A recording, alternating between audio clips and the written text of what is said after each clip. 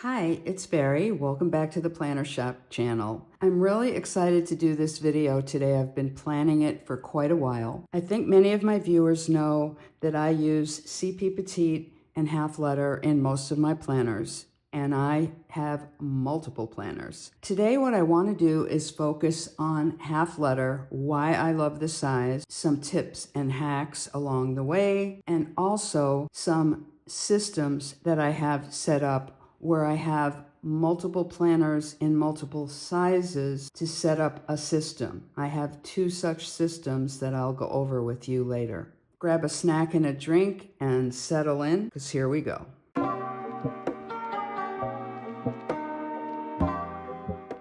I have 8 active half-letter planners. And the covers that I have, these are my favorites. 3 of them Louis Vuitton. One of them, my new favorite from Cloth and Paper, the Lizard Vegan. If anyone's selling one, please let me know. I'd like to acquire more. I absolutely love these planners. I have 3 of them in CP Petite, but I was unable to get any more in half letter so far. In addition to my favorites, I do have another one that's in a Levenger Soft Folio. And I have multiples that just have the clear covers. One thing about me that you may not know if you're new to the channel is I like slim planners.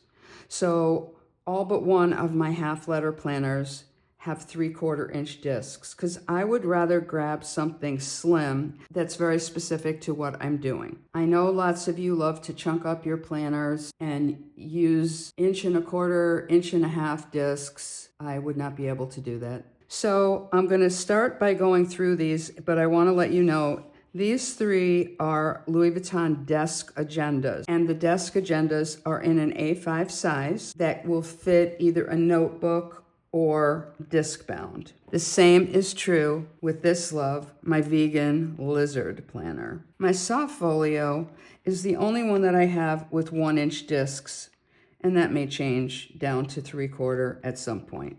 I used to keep my finance information in my main planner when I was in half letter, and I was always running out of room because I like to keep the planner slim. So I decided about 4 years ago to move the finance section into its own planner. And one of the reasons is that I was really focusing on my finances, and I really wanted to have all the information that I needed at my fingertips. So what I have here is a half letter, and I'll explain what I have in here, but a lot of the specific information is confidential, so I won't be able to show you a lot of the exact information, but you'll get the idea. So the way I have this set up, my first section is finance. And what I do with that is notes and information that I need from when I'm having conversations with my financial advisor, some snapshots online on about my accounts and projected income, things like that. The next section I have is income. And one thing you'll notice with me is that if I'm using clear dividers, I always have a dashboard underneath. This was from Horizontal Dated, and I just love it. I actually have a large photo of white tulips in my office. They are my favorite. So anyway, I have a blank sheet in here to kind of give you an idea, but I work as a consultant, so I'm not getting like a W-2 where I'd be able to get all of my information, deductions, and keep all of that information that way. So this is a summary, and the summary pulls from individual monthly pages. So this one here would be each month I would use this one. So this would be where I could track income that I'm receiving. When I get the totals go onto the yearly in the corresponding month. And I have different types of income, so it would be tracked that way going across, and then it all totals out. The next section that I have is budget, and this is an older Cloth and Paper velvety dashboard. I absolutely adore this. You'll note I have it marked with a private page flag, has my budget. And I keep my budget on an Excel spreadsheet, and then I print out the summary of it for each category. And if you've been with me for a while, perhaps when you signed up for the email, I had some budget sheets that you could get a copy of. The next section I have is expenses, and for this I'm using cloth and paper expense tracker. Following that, I've got purchases, and I actually keep older year purchases in here in case I want to see what I spent for something. So in addition to the purchase tracker, I keep track of all of my subscriptions, the work ones, as well as entertainment, all the streaming, audio, tech things, YouTube, work, miscellaneous, other, and miscellaneous personal, and then also keeping track of gift cards that I have. Then I have a section that I call notes, and I love to use the section cover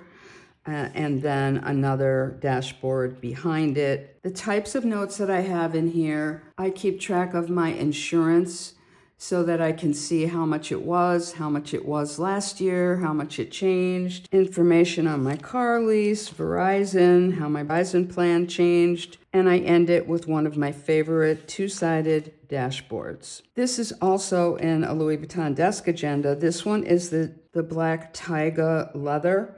It's just debossed right there, very plain. I actually love this planner. It's of the three.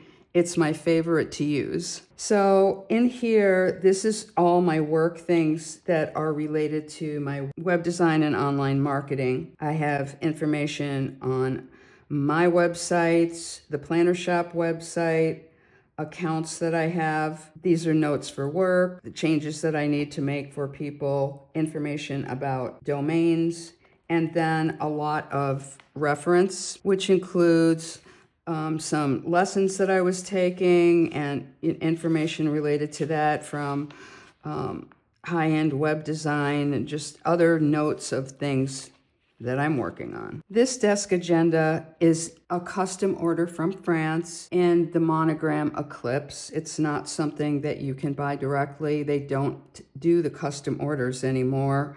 I was lucky enough to receive this.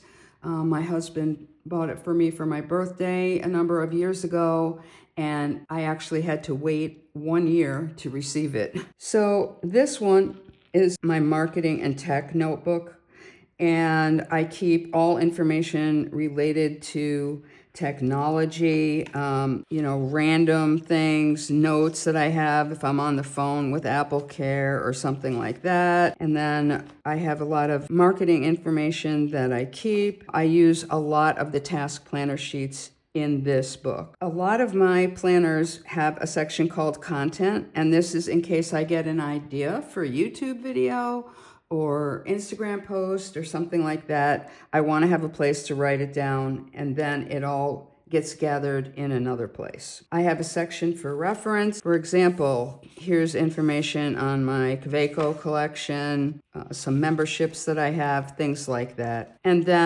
of course, an area for notes. I also end this one with this two-sided dashboard, which I've told you about. It's been retired. I think it's great. At the end, I love the sentiment and I love the graphics of it. So this one this is in a Levenger soft folio, is my home planner. So it has information about renovation, repairs in the house.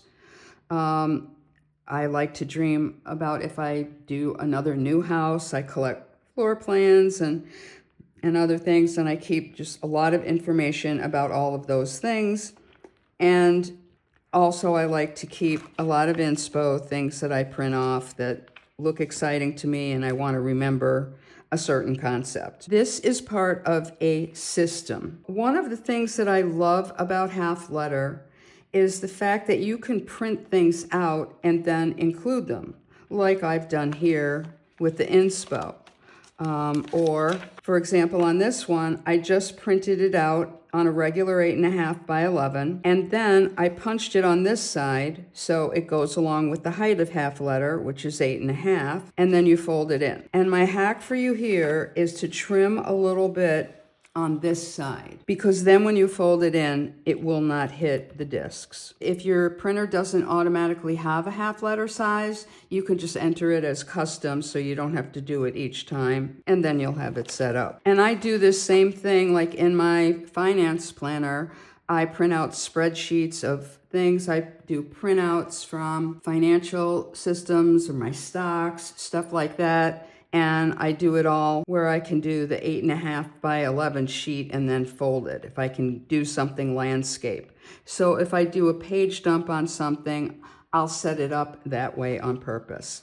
Now I mentioned this is part of a system. So here's the half letter, but then I also have a letter size. And what I have in the letter size are just like a zillion floor plans that I have saved over the years that I did not want punched the other way. So I have them all in this book, and I have like, just ideas for the future if I build, things I've seen, like small things within a page that maybe have given me an idea of something that I might want to do in the future. Cloth and paper used to have letter, and I'll actually show you some of those things in the next planner. What can you do? They obviously don't have it anymore, but you don't really need to have inserts if you're going to be doing a lot of things that are just printed out. And I just use 1-inch discs and a really old Happy Planner cover just to keep it together. So this is my travel planner, and this is part of a 3-planner system. So I've got my CP Petite travel planner, which is the on-the-go when I'm actually going on the trip.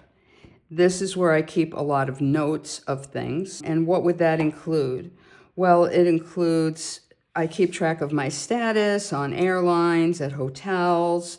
I have timeshare, so I have all the information for my timeshare, trips I have planned, some reference material. A lot of the reference material I have in here has to do with my timeshare. And then Red Week, I sometimes use Red Week to rent out my timeshare, so I keep information there. And then just goals. Cloth and Paper had a travel section a long, long time ago, and I still use a few pages from that. And, just some inspiration of, I definitely would like to go there in Paris. So as I mentioned, the CP Petite is the on-the-go. And so this will have certain information. So what I would have here would be the specific trip information. So what I have in here, would be like specific trips that I have planned, copies of the tickets. I do screen dumps for that, information about travel insurance that I have printed out with the numbers. 2 trips that I have coming up would be Chicago Planner Conference. I'd love to know if you're going to the Chicago Planner Conference so that we can meet up there. Please let me know in the comments or send me an email or a direct message, whatever. I have schedule in here where, I've marked off different travel on one of the year at a glance pages. Then I have lists, and one of the lists that I keep in there are things that I'm shopping for so that when I'm away, if I see something, I know that's something that I'm looking for. It gives me some ideas. I have lots of notes in here, and then just some membership information, etc. I like to keep this really light so that it goes in my backpack. And as within many of my planners, I like to see things that motivate me, that make me really happy.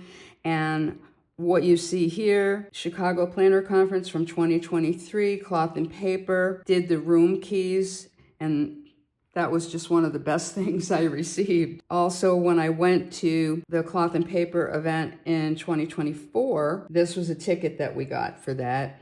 And then I had a trip last fall in Vegas, which you've heard about in some of my other videos, where I got to take a great helicopter trip into the Grand Canyon, etc. So I love looking at those things. I also have a letter size planner that goes along with travel. And this, similar to the other one that I showed you for my home, I use 1 inch for this. And what kinds of things would I have here? Well, I did mention to you that Cloth and Paper used to have letter as a size. When they decided to discontinue it and put things into the last call, I purchased whatever I could just for the future.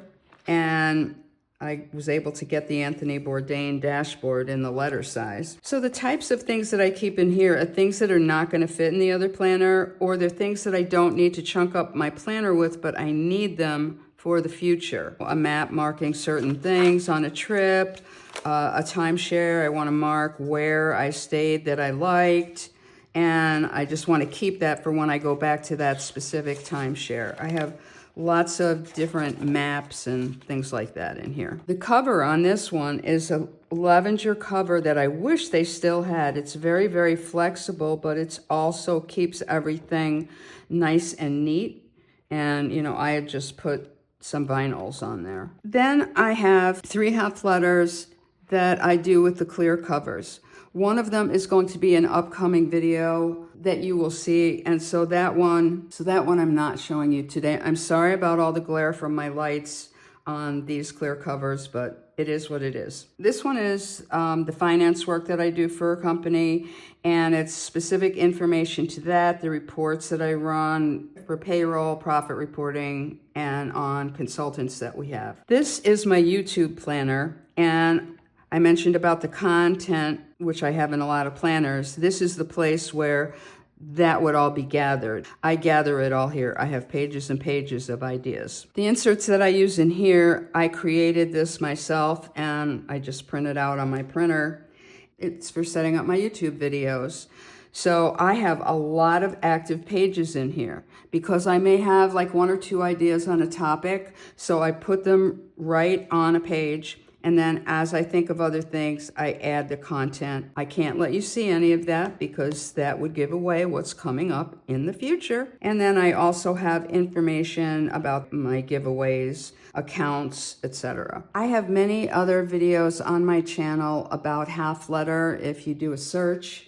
If you are just getting started with half letter, it might be a good resource for you. Some of those videos are like 4 and 5 years old, but they may still give you some good ideas for getting going. The July and August giveaway will be a package of cloth and paper items that is valued at $100. You can enter once on each July and August video. It's super simple. Make sure you like the video. Make sure you're subscribed to my channel. Leave a comment below. I'd love to know if any of these hacks and tips helped you. Make sure that you are subscribed to my email list. If you're not already subscribed, there's always a link below in the description box and always on my Instagram. You will get a confirmation email which you need to click to add you to the list.